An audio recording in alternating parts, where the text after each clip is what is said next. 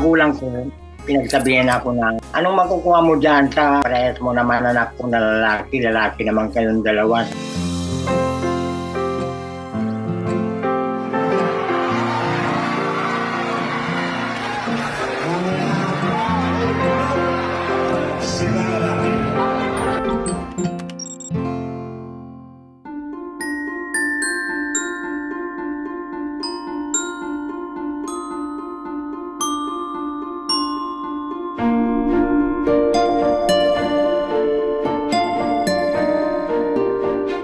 Yung magulang ko, pinagsabihan ako na, anong makukuha mo dyan sa parehas mo naman anak ko na lalaki, lalaki naman kayong dalawa. Sinabi naman namin dalawa kay sa magulang namin na kahit kailan ay hindi na kami dapat mag-iwalay dahil maganda naman ang pag-asikaso niya sa akin, ganun din sa kanya, ganun din ako.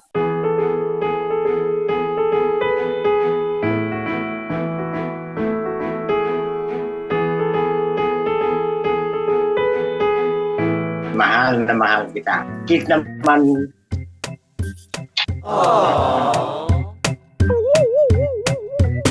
Talagang crush ko na siya. Pagkatapos, higit isang taon ko na nililigawan tong tao na ito. Kinakausap ko siya, doon ko siya nililigawan.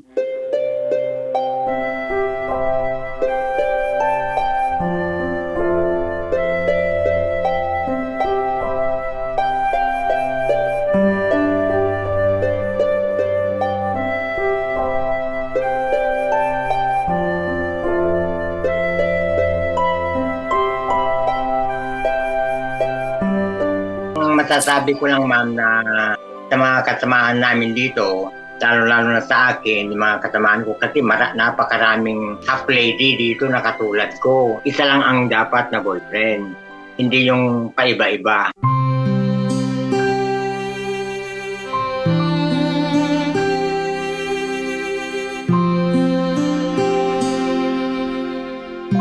Ngayon ay pinapatunayan namin sa kanila na tayo ay magmahalan. Mahal na mahal kita rin. Kahit sino mang tao, walang makapag-aano sa ating dalawa. Mahal na mahal din kita. Yun lang ma'am. Magpakailan. Hanggang kamatayan. Mahal na mahal kita. Kit naman